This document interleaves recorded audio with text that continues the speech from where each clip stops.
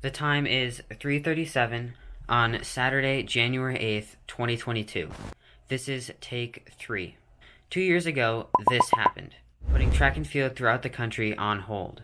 And last year, I got injured due to a vitamin D deficiency, slowing down my progress as a runner as I failed to live up to the times I thought I could run and the things I thought I could accomplish as an 8th grader. This upcoming track season is a redo, a do-over, a chance to actually accomplish my goals.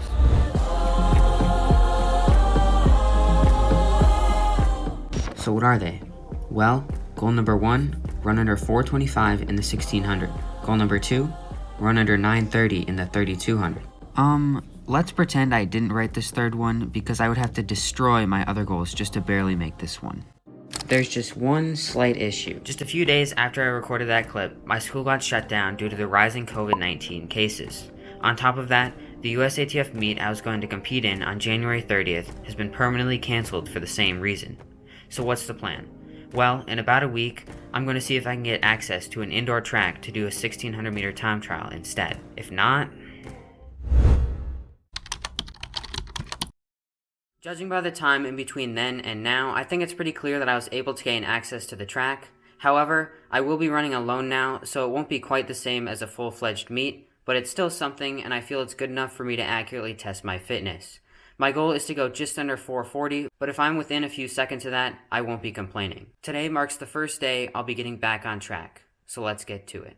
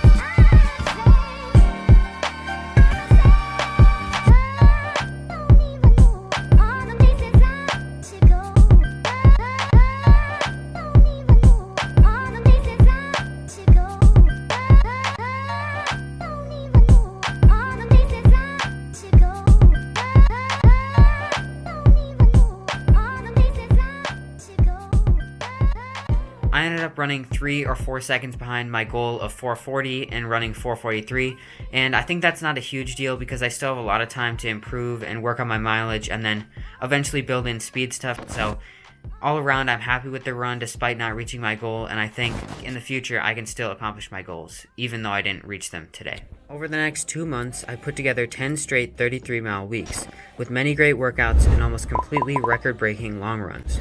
I then took a down week with 3 days off before picking things back up before track started.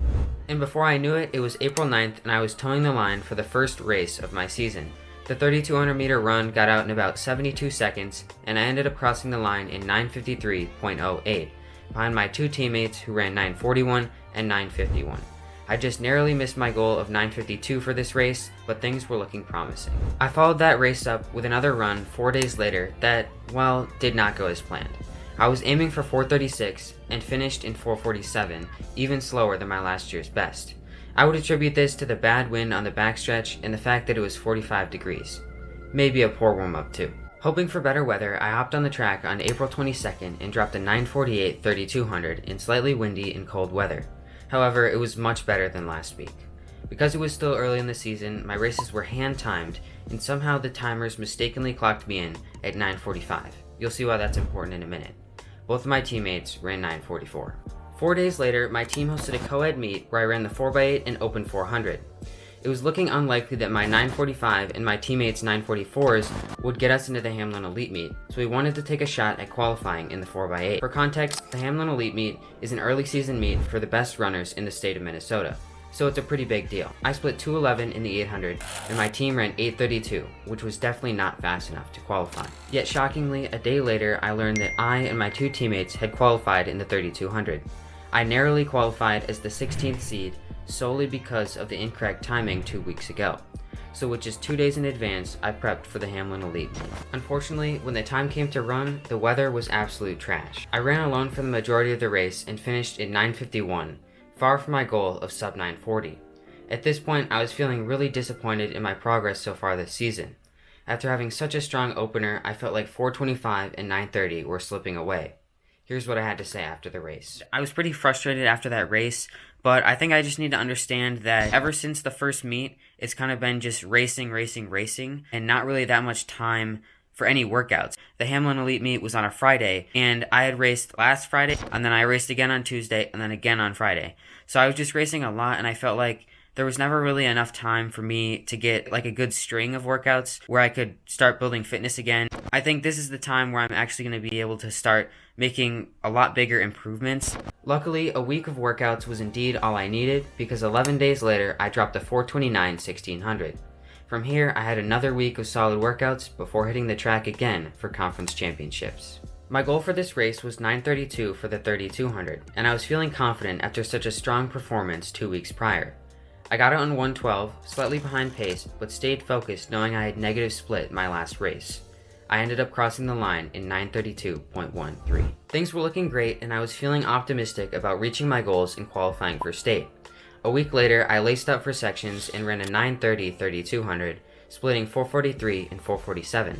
Despite the positive split, I knew I was in better shape than 9:30 because for the entire race, I was running in the outside of lane 1 as I tried to push the pace behind someone much more fit who was just going for an easy qualification. 9:30 got me a 3rd place finish, yet only the top 2 runners or anyone under 9:26 qualify for state.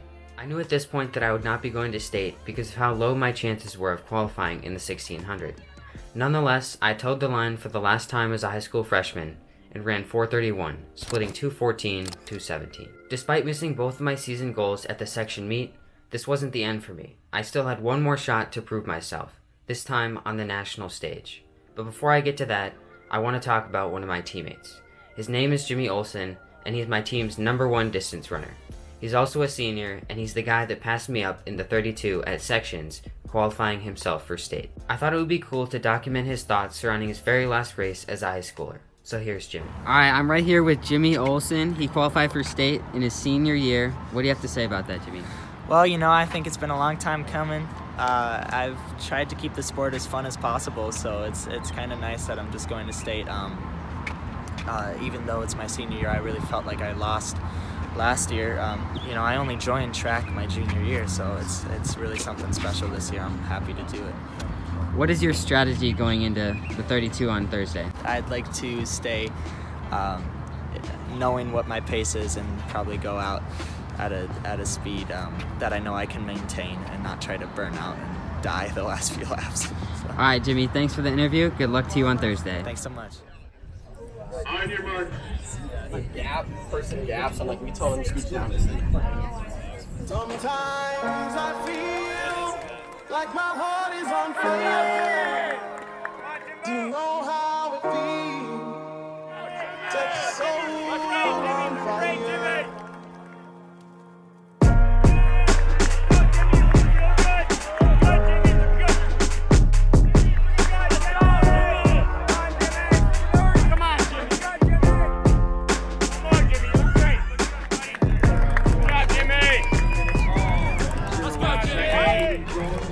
All right, Jimmy, what are your thoughts on this race today? I got stepped on, and now my foot's in a lot of pain, and I was like limping, so I don't know. What can you expect? I love running.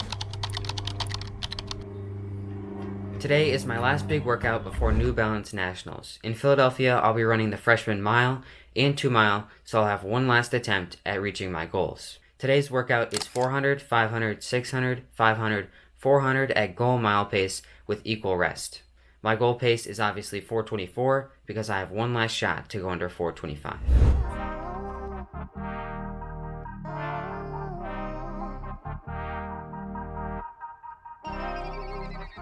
DillyGotItBumpin.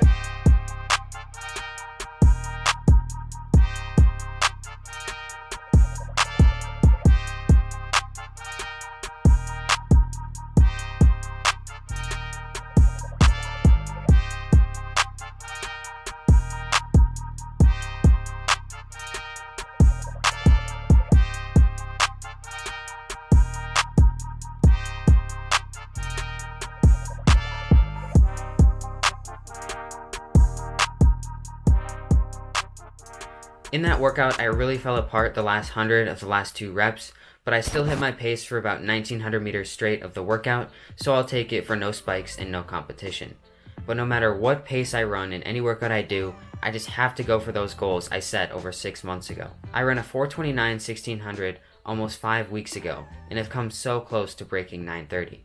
I've come too far to fall short of my goals yet again. Hello and welcome, my name is Robert Mechura.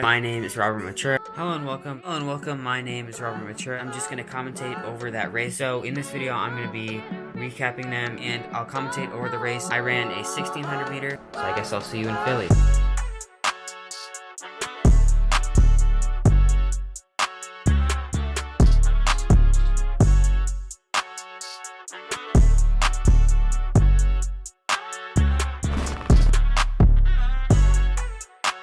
All right, here we go. Day 2 underway. 12 hours of track coming your way. We crown our first freshman champions in this race, the freshman boys 2 mile. Now Robert Mechura moves to the front, the Roseville, Minnesota native and Roseville area high school freshman. Mechura, Weber, and Davinas, your top 3.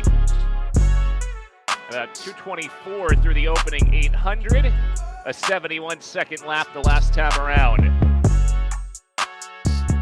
About a 4:48, 4:49 opening mile. At the midway point, here comes the first big move of the day. Tamarat Davinas moving to the front. Davinas out of that great New England prep league. He goes to Andover Phillips Academy. So Tamarat Davinas made the move at that midway point. But at the bell lap, looks like no one's going to be able to keep with Tamarat Davinas. Inside of 400 meters to go.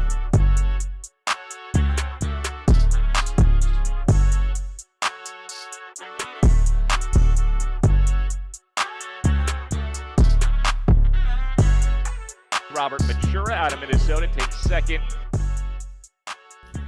I'm now 5 days removed from that 2 mile, and I've had a million different thoughts surrounding that race. But I think I've finally come to a conclusion, and that conclusion is, I was mentally weak. The thoughts I had during that race were almost subconscious. I didn't necessarily say those words in my head, but they still influenced my decisions. I came through the 400 in 71 seconds, which is behind 9:28 pace, yet I was leading.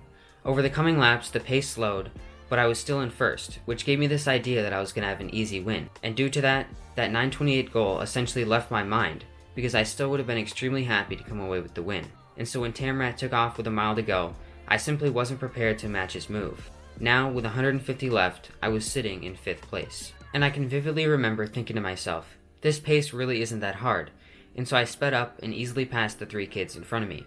I closed that last lap over a second faster than I've ever closed a 32. I didn't have the strongest performance, so let's hope the mile goes a little better.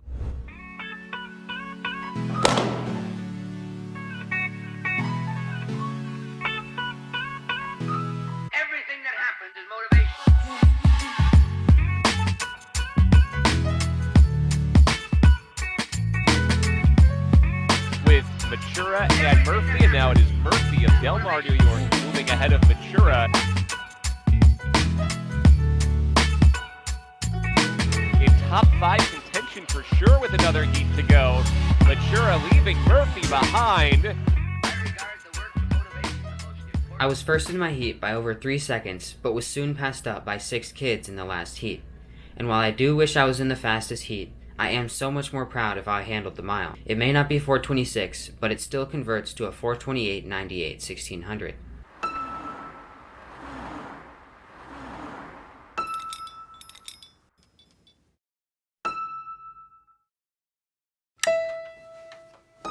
Clearly, 930.19 is not under 930, and 4:28.98 is not under 4:25. But at the same time, I don't think getting back on track is that black and white. I've drawn a number line representing each of my goals, starting from last season's PR and following my progression throughout the season. I think this wonderfully illustrates just how close I was to my goals. But the crazy thing is, I don't have to travel back to last season to see how far I've come. On April 26th, I was doing a long cooldown after splitting 211 in the 4x8, thinking I had no chance of going to Hamlin. I was listening to some MBDTF and J. Cole, reflecting on where I was going to go from here. Because how could I run 212 consecutively if I could only split a 211 this late in the season? But on that run, I was determined to stay positive, and I twisted my results so far I believed I could still knock off 20 seconds in the 3200 and 23 in the 16. And now here I was, closing the mile at Nationals in 2:13, with far too much energy left. And so when you put it in that context, 0.2 of a second in a nearly 10-minute race, or 4 seconds in a 5-minute race while I'm feeling good, means nothing. These times that I ran give me just as much confidence for cross country as reaching my goals would have. And so while no, on paper I can't say that I'm back on track, I can believe it, and just maybe that'll be enough this time.